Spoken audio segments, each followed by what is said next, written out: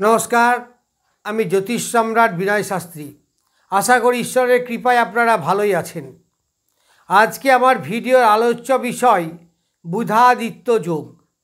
आमादेर ज्योतिषशास्त्रे नाना रकम योगेर कथा बला हय। এই যোগগুলো কি?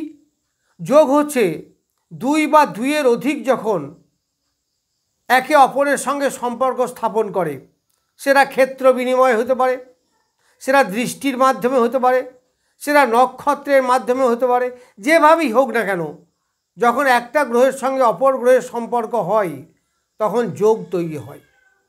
এখন যোগ আর দোষ এটা একটা ব্যাপার আছে।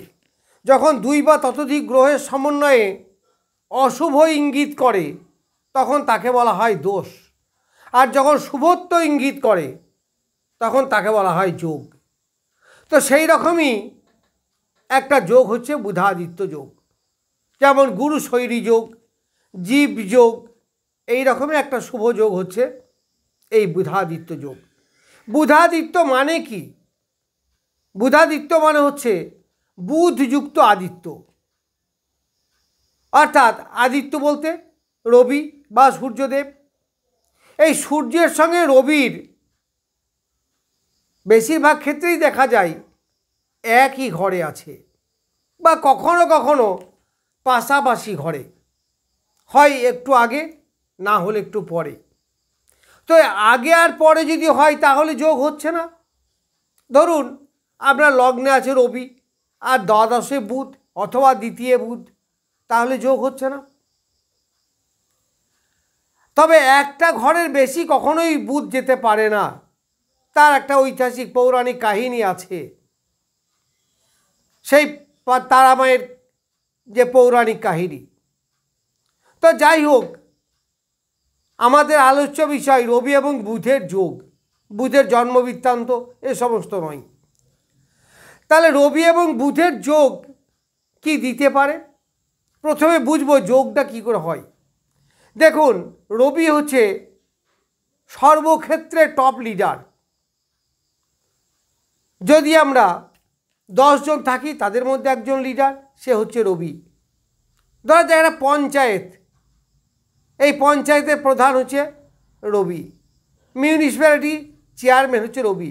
আবার 10টা চেয়ারম্যানকে নিয়ে যখন একটা মিটিং হচ্ছে, তাদের উপরে আছে এমএলএ, এই এমএলএ হচ্ছে রবি।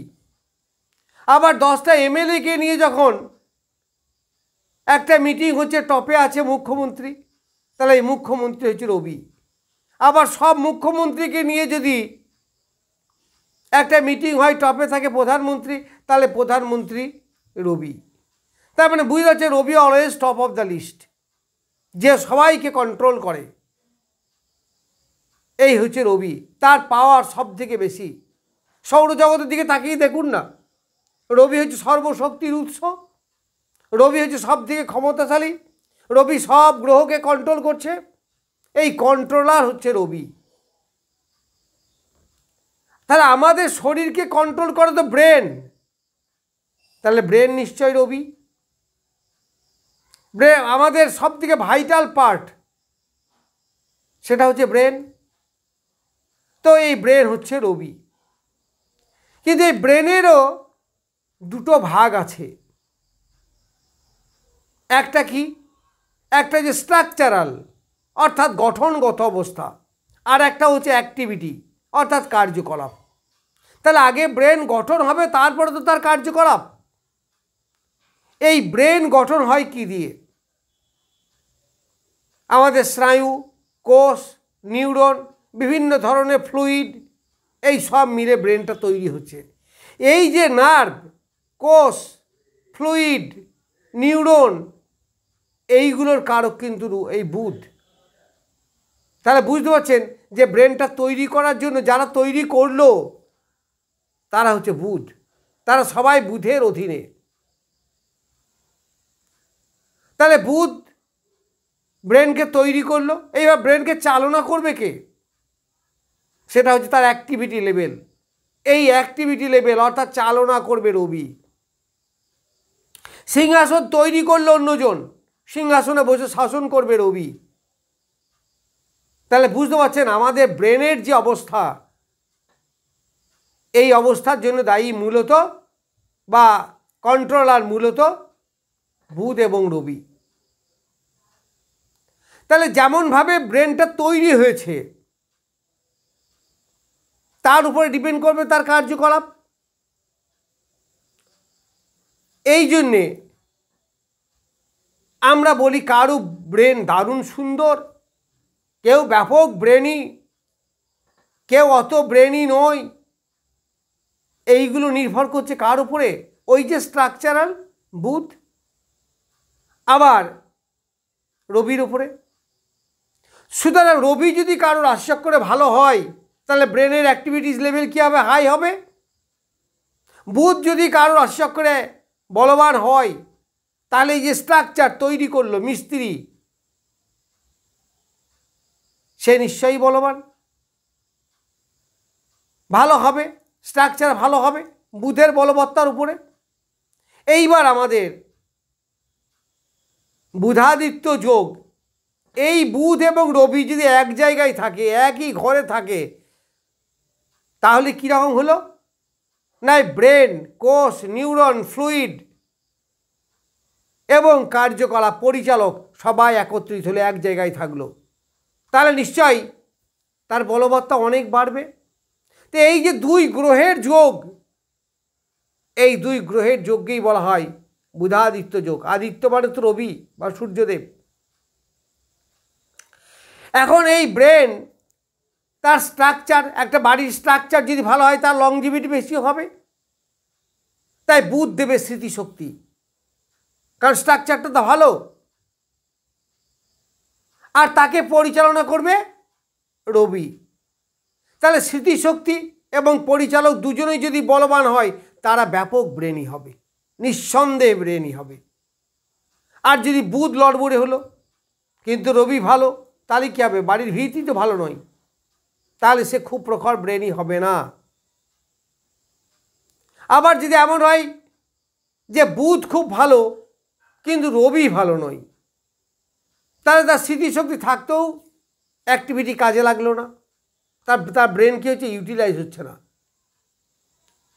তাহলে আমাদের রবি এবং বুধ দুটোকেই বলবান হতে হবে। আর যে দুটোই দুর্বল হয় তাহলে তারা তো একেবারে টু মাচ নর্মাল, একেবারে সাধারণ লেবার ক্লাস, এডুকেশন হবে না, ব্রেনে ধরে রাখার ক্ষমতা তার খুব কম। এইটা কিন্তু বুঝতে হবে। তাহলে বুঝতে পারছেন যে বুধ এবং রবি এক জায়গায় হলে তারা কেন ব্রেনি হয়। আবার যদি পাশাপাশি থাকে, একত্রে না থেকে, তাহলে ব্রেনি অতটা হবে না। আবার ব্যাপারটা আছে যে কখনো বুধের নক্ষত্রে রবি থাকে বা রবির নক্ষত্রে বুধ থাকে, সেটাও ভালো। আর রবির দৃষ্টি বুধের উপরে বা বুধের দৃষ্টি রবির উপরে, এটা তো সম্ভব নয়, কারণ একই ঘরে থাকে অথবা পাশাপাশি ঘরে থাকে। তাহলে আমি রবি এবং বুধের গঠনটা বোঝাতে পারলাম। এইবার স্মৃতিশক্তি বুধ দিচ্ছে এবং সেটাকে সাস্টেন করছে রবি। এইবার বুধ বলবান হয় কোথায়? তাহলে বুধের নিজের ঘরে মিথুন রাশিতে বুধ বলবান, আবার বুধ কন্যাতে তার নিজের ঘর, প্লাস এই কন্যাতে বুধ তুঙ্গ হয়, তাহলে এখানেও বুধ আরও বলবান। আমরা মিথুনের বুধকে সাধারণত বালক বুধ বলি, কারণ বুধের মধ্যে তো বালকত্ব, বুধ তো চিরদিনই বালক, সে তো বড় হয় না, তাই বুধকে আমরা বালক বুধ বলি ওই মিথুনের বুধকে, আর ম্যাচিওর বুধ বলি কন্যার বুধকে। তাহলে এই দুই জায়গায় বুধ কি হয়? সব থেকে বেশি বলবান হয়। আবার বৃষ রাশি, তুলা রাশি, মকর রাশি, কুম্ভ রাশি, এই জায়গাগুলো বুধের মিত্র ক্ষেত্র, ফলে এইগুলো তো মোরলেস বুধ ভালো হতে পারে। এরা সাধারণ হিসাব হচ্ছে, এছাড়াও অনেক জায়গাতেই হতে পারে। শত্রুক্ষেত্রেও বুধ অনেক সময় বলবান হয়, সেটা অন্য ব্যাপার। এবার রবি বলবান হচ্ছে কোথায়? রবির তুঙ্গ ক্ষেত্র হচ্ছে মেষ রাশি, সেখানে রবি বলবান হয়। আবার রবি বলবান হয় ভাদ্র মাসে, অর্থাৎ সিংহ রাশিতে, কারণ এটা রবির নিজের ক্ষেত্র, এই জন্য সে বলবান। তাহলে রবির দুটো ক্ষেত্র, এক জায়গায় সে তুঙ্গ হয়, তার নিজের ক্ষেত্র না হলেও অগ্নিরাশি তো, তাহলে ওখানে বুধ হয় তুঙ্গ, যেটা বৈশাখ মাস। আর সিংহ রাশি তার নিজের ঘর বলে বলবান। তাহলে মূলত আমরা এ পর্যন্ত 4টে জায়গা পেলাম। 1 নম্বর হচ্ছে মেষ রাশি, 2 নম্বর হচ্ছে মিথুন রাশি, 3 নম্বর হচ্ছে সিংহ রাশি, আর 4 নম্বর হচ্ছে কন্যা রাশি। এই 4টি ঘরের মধ্যে যদি রবি এবং বুধ একই ঘরে থাকে তাহলে নিশ্চিত বলবান বুধাদিত্য যোগ। সাধারণভাবে যেটা ব্যাখ্যা করা হয়, এই বলবান বুধাদিত্য যোগ কি দেবে? তাহলে এরা খুব ব্রেনি হবে, সায়েন্স এডুকেশন, মেডিকেল লাইন, মানে বড় বড় ডাক্তার, কারণ রবিকে ডাক্তার বলা হয়। আর বুধের ভূমিকা তো সব জায়গাতেই। আপনি ব্যবসা করবেন, ব্রেন দরকার। আপনি কোনো কিছু করতে গেলেই বুধ দরকার, কারণ হচ্ছে বুদ্ধি, প্ল্যান, এগুলো তো এছাড়া তো কোনো কিছুই কাজ হয় না। তাহলে বুধের প্রয়োগ আমাদের সর্বত্র দরকার। আপনি বাড়ি করবেন, কেমন করে করবেন? ব্রেন দরকার, প্ল্যান দরকার, এটা বুধের কাজ। তা যেখানেই বুদ্ধির দরকার হয়, তাছাড়া তো মানুষ বোকা। তাই বুদ্ধির জায়গাটা হচ্ছে বুধের জায়গা। আর রবি হচ্ছে কি? রবি হচ্ছে সম্মানীয় পদ, রবি হচ্ছে রাজা, রবি হচ্ছে লিডার, রবির মধ্যে আছে অহংকার, রবির মধ্যে আছে একত্ববোধ, রবির মধ্যে আছে নিষ্ঠা, রবির মধ্যে আছে কর্তব্যপরায়ণ। তাহলে এই হিসেব জায়গাগুলো যদি রবি এবং বুধ একই ঘরে থাকে, তারা যেমন পড়াশুনোই ভালো হয়, তাদের কর্তব্যবোধও থাকে, তারা দায়িত্বশীল হয়, এডুকেশনকে এগিয়ে নিয়ে যাওয়া, উচ্চ বিদ্যা হওয়া, এইগুলো তাদের হবেই। আমরা যখন কারো এডুকেশন বিচার করি, প্রথমেই দেখি এর বুধ কোথায় এবং রবির সঙ্গে তার সম্পর্ক কতটা। ডিগ্রি দেখতে হয়, মূলত ডিগ্রির দরকার আছে, কত ডিগ্রির মধ্যে আছে। কারণ রবির কাছাকাছি, একেবারে কাছাকাছি এলে সব গ্রহই দগ্ধ হয়ে যায়, কম্বাস্টেড হয়ে যায়, কিন্তু বুধ হয় না। এই বুধ কেন হয় না সেটা অন্য ব্যাপার, পৌরাণিক কাহিনী আছে, কিন্তু বুধ হয় না। তাহলে বুধ বুদ্ধি দিল, স্মৃতিশক্তি দিল, আর রবি সেটাকে ধরে রাখলো। দেখবে এক একজন অনেক আগে মুখস্থ করেছিল, বহুদিন পরে দেখবেন তার মনে আছে। এইটা রবি এবং বুধের যোগ। এই রবি ধরে রাখে যে কোনো উপস্থিত বুদ্ধি। কূট বুদ্ধি বলা হচ্ছে কেন? বুধ যদি পীড়িত হয়, অর্থাৎ কোনো অশুভ গ্রহ দ্বারা দৃষ্ট হয়, তো বলবান হয়েও কিন্তু পীড়িত হতে পারে। শুধু যে লেখাপড়া করে তাদেরই বুদ্ধির দরকার তা তো নয়। বড় বড় ইঞ্জিনিয়ার, তার বুদ্ধির দরকার, অবশ্যই দরকার। এছাড়াও যারা সাধারণভাবে ব্যবসা করে, যে প্রাইভেট টিউশন করছে, যে কীর্তন করছে, যে এজেন্সি করছে, তাদেরও তো বুদ্ধির দরকার। সুতরাং বুদ্ধির দরকার সর্বত্র। তবে এই বুধ যদি খুব বলবান হয় এবং রবিও যদি বলবান হয়, তারাই বড় বড় ইঞ্জিনিয়ার হয়, তারাই বড় বড় ডাক্তার হয়। এটাই হচ্ছে সাধারণ নিয়ম। এইবার কেন্দ্রস্থান, কোন স্থান, ট্রাইন, অষ্টবর্গ, স্বরবর্গ, ষোড়শবর্গ, অনেক কিছু দেখার আছে, সেগুলো তো পরের ব্যাপার। আমি একটা সাধারণ আলোচনা করছি।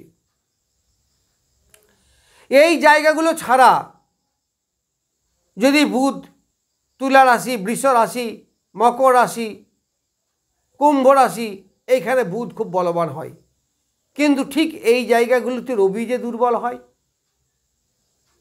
আবার যদি বলি মেষ রাশি, বৃশ্চিক রাশি, এইগুলোতে রবি বলবান হয় কিন্তু বুধ দুর্বল হয়, কারণ এগুলো তার মিত্রক্ষেত্র নয়, রবির মিত্রক্ষেত্র। তো যাই হোক, এইভাবে যদি আলোচনা করে দেখা যায় তাহলে মূলত এই 4টে ঘরে রবি বুধ বলবান হয় এবং এই যোগকেই আমরা বুধাদিত্য যোগ বলি। এই বুধাদিত্য যোগ ছকে থাকলে তার হায়ার এডুকেশন নিশ্চিত হয়, তার পড়াশুনোতে বেশ ভালো হয় এবং প্ল্যান ওয়াইজ কাজ করতে পারে, সিস্টেমেটিকভাবে জীবনকে লিড করতে পারে, তাদের কর্তব্য জ্ঞান হয়।